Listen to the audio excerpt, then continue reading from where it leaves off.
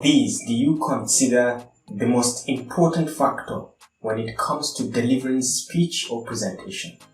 Is it the content of the presentation, or the delivery style, or the structure, or audience connection?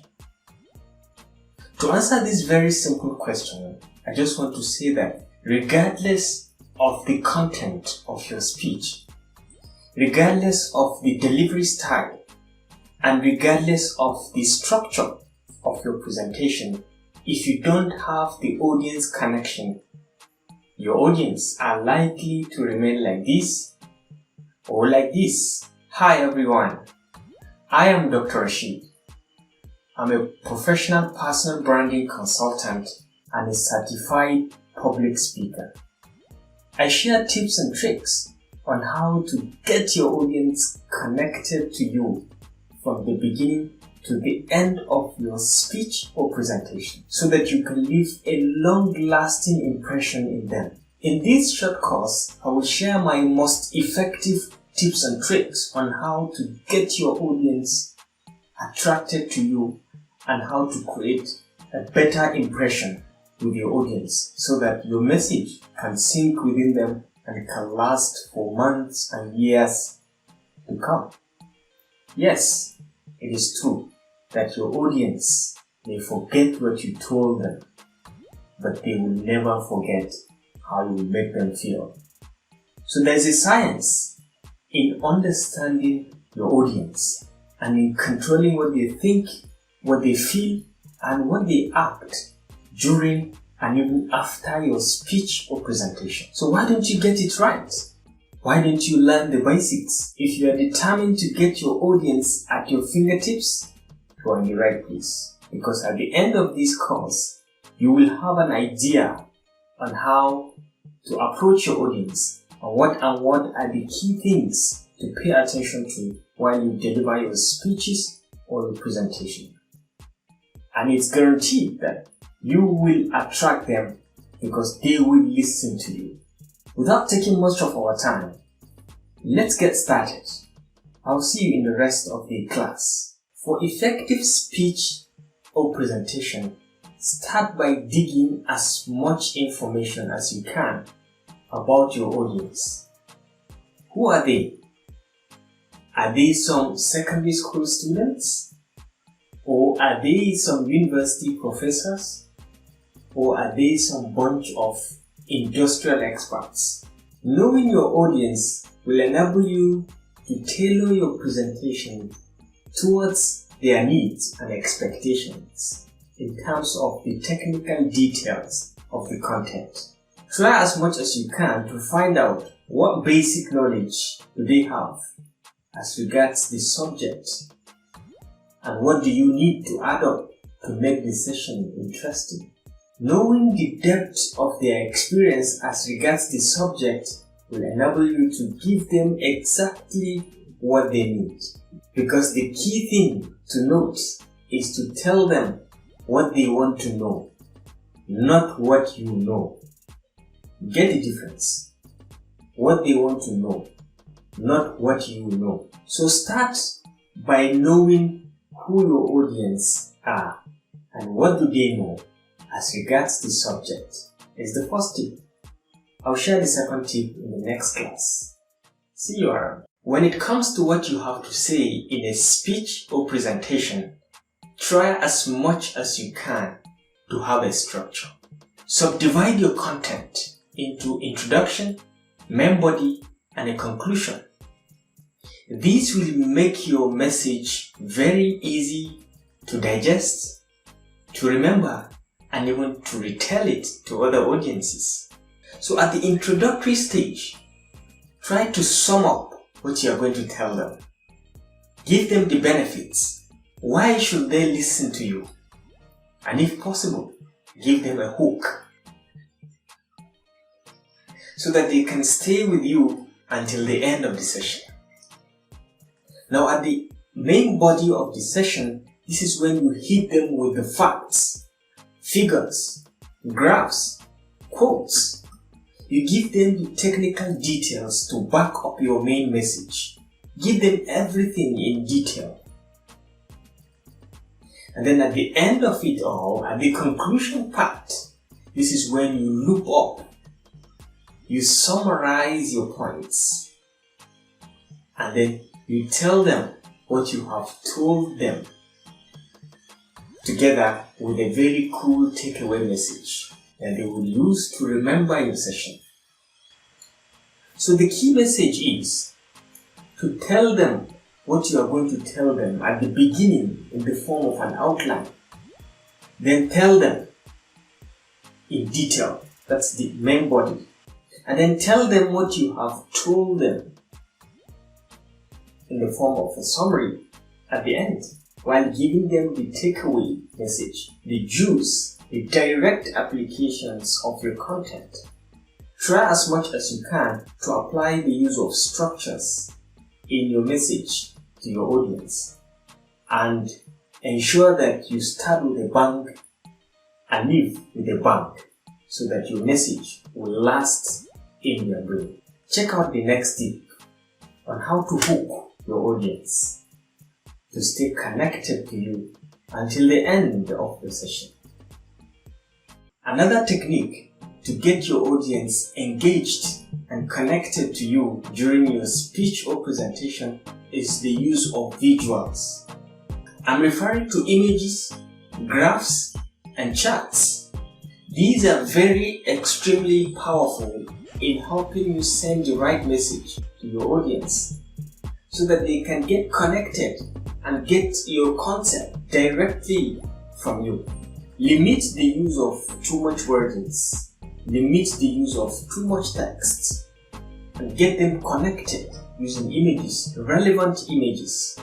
Understand that 65% of the people are visual learners, and according to the old saying by Frederick Bernard, a picture is worth 1,000 words. It's really worth.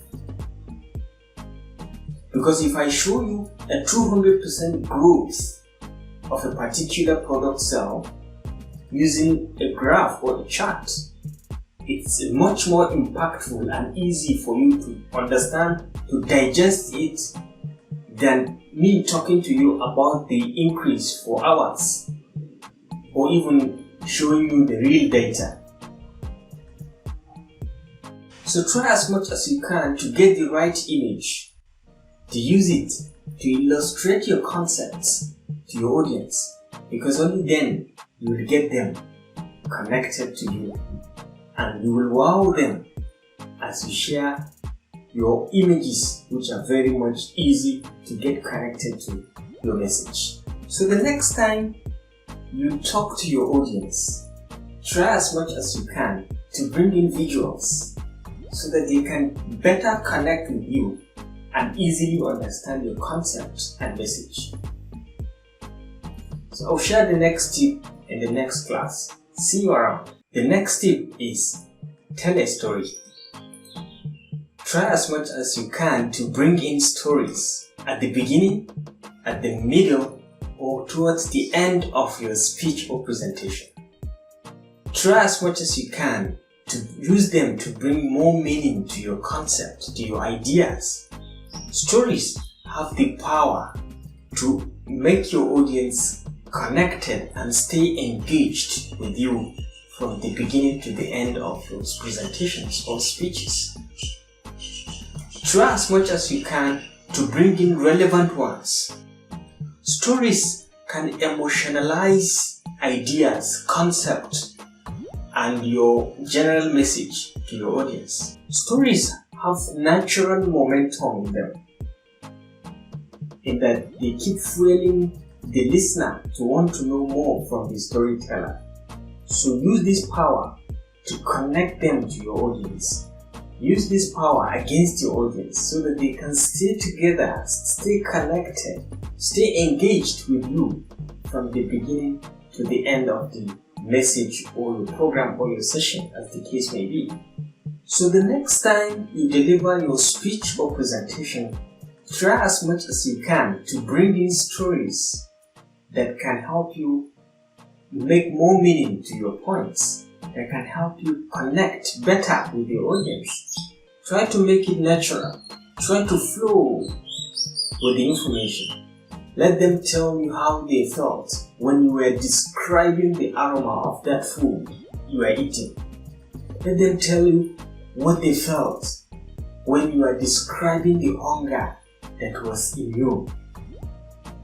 Use the idea to communicate the message in the most brilliant way. Paint the image, but try to make it truthful, because they will eventually find out and you will lose your credibility.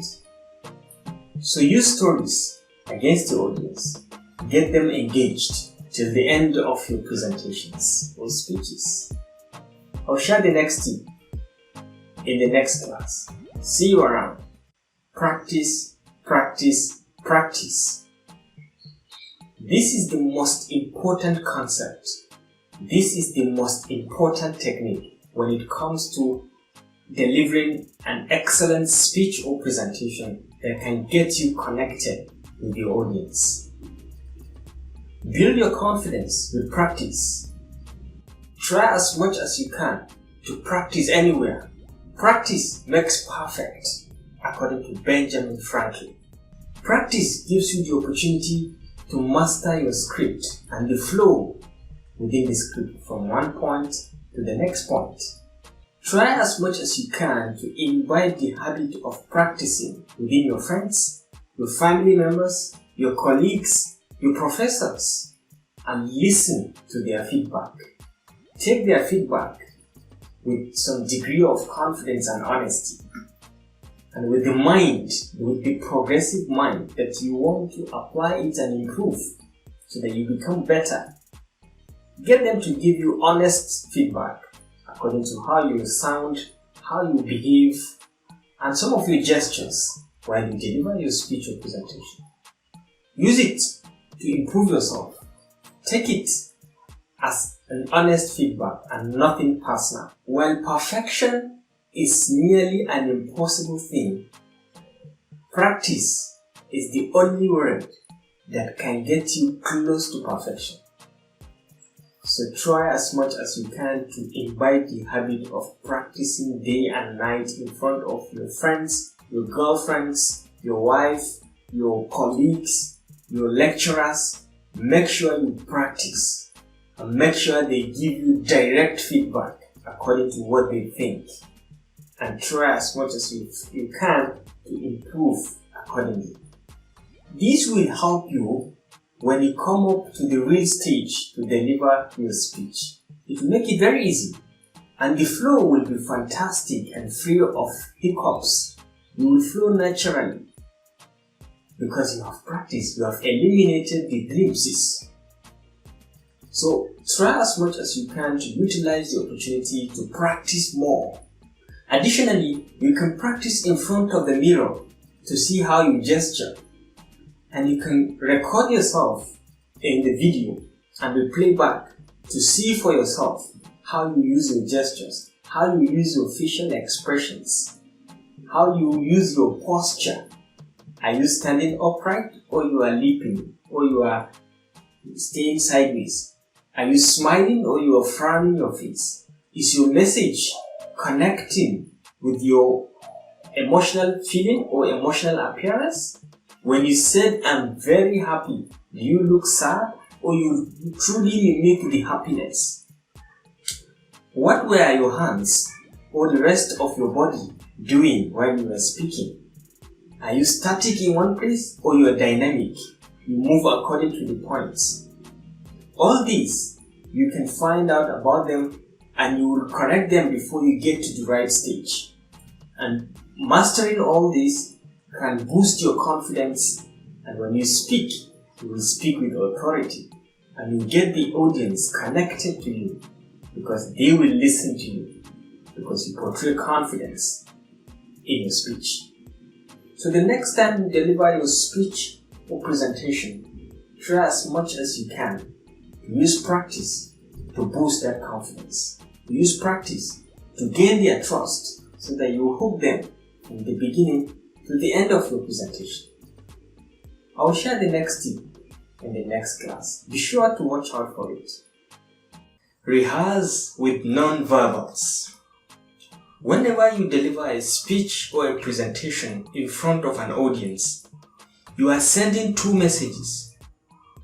One is the verbal message, and the other message is the non-verbal message. You see, your body speaks. So for you to be an excellent speaker, for you to be able to connect perfectly with your audience, you must understand how your body speaks.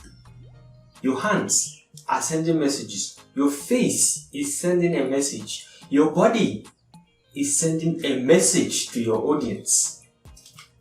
And for you to make perfect sense, for you to make that perfect connection, there must be correlation between what the body is saying and what your mouth is uttering.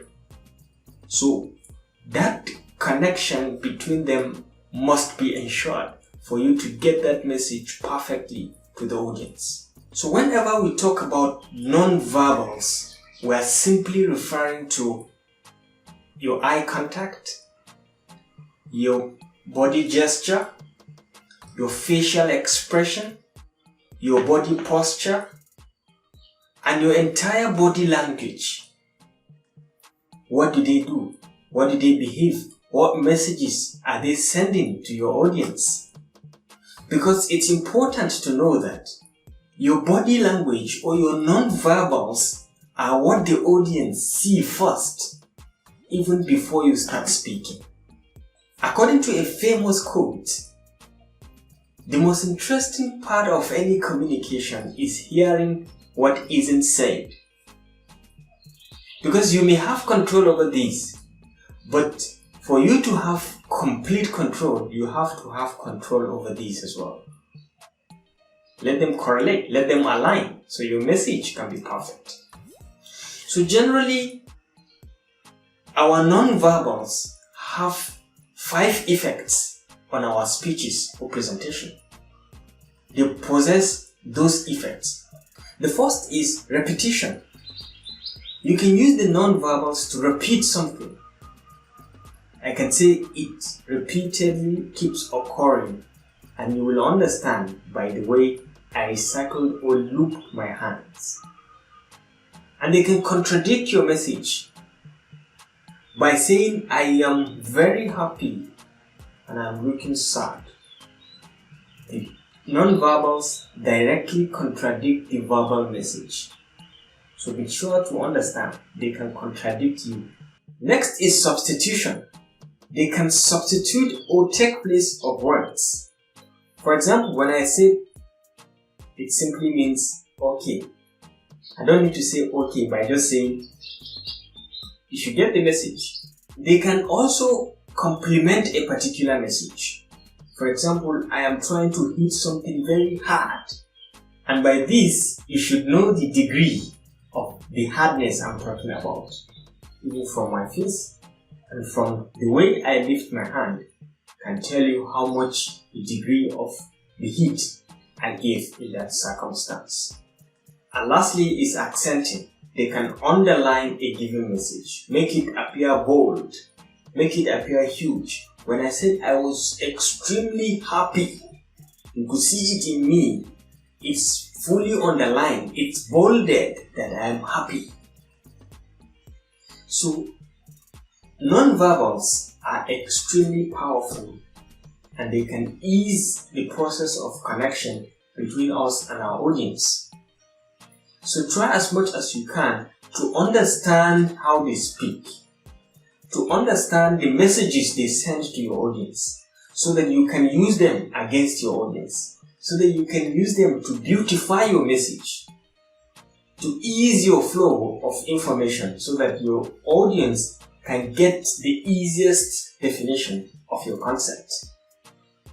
So the next time you deliver your speech or presentation, remember to use the power of gestures or to use the power of non-verbals to send in the right message to your audience.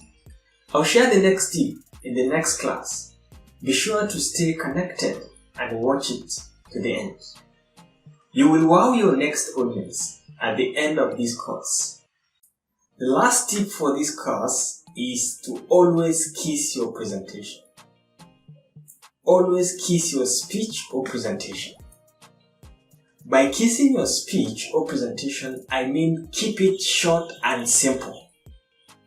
Keep it short and simple. And by keeping it short and simple, what this means is you are going to avoid some classical presentation mistakes. Try as much as you can to have a clear aim and go straight to the point. Keep your language simple.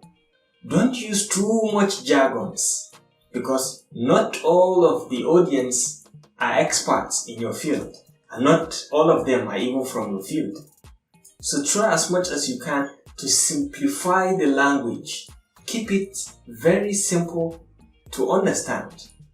Keep your slides simple, or keep your message or keep your words simple.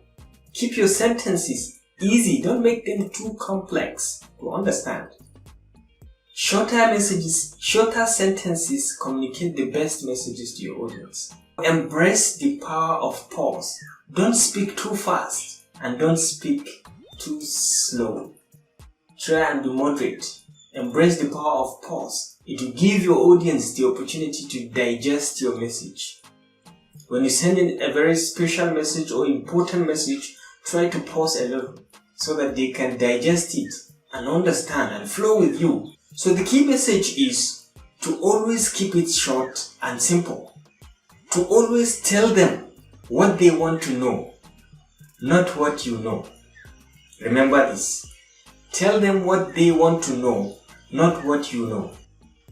And as a bonus tip, to give you this tip, it's a bonus tip and it's one of the most important tips I'm going to give in this short course, is try as much as you can to finish your speaking before your audience finish their listening.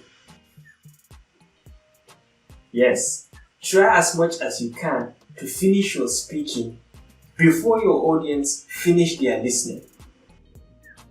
Because if your audience happen to finish their listening before you finish your speaking, you can imagine the disaster. You will lose them. They will totally disconnect with you. So try as much as you can to finish your speaking before they finish their listening. Time them, time your concept and deliver them accordingly by simply kissing your presentation or by simply keeping it short and simple.